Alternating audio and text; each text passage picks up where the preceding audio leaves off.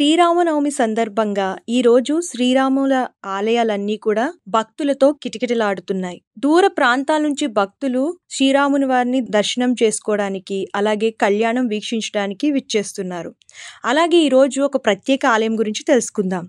సీతారాంబాగ్ ఆలయం. ఇది హైదరాబాద్ శివారు ప్రాంతమైన మంగల్ ఘాట్లో ఉన్న ఒక పురాతన ఆలయం.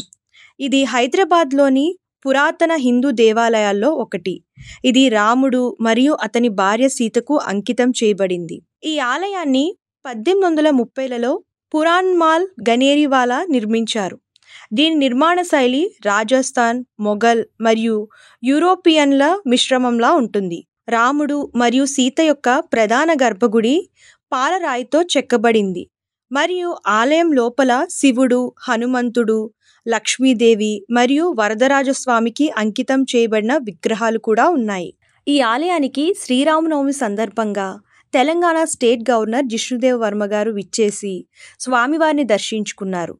అలాగే శ్రీరామనవమి గురించి, అలాగే రాష్ట్ర ప్రజల గురించి ఆయన మాట్లాడారు. ఈ రోజు ప్రత్యేకమైన పూజలు నిర్వహించి, అలాగే ప్రజల గురించి, శ్రీరామనవమి యొక్క విశిష్టత గురించి ఆయన ప్రసంగం చేశారు.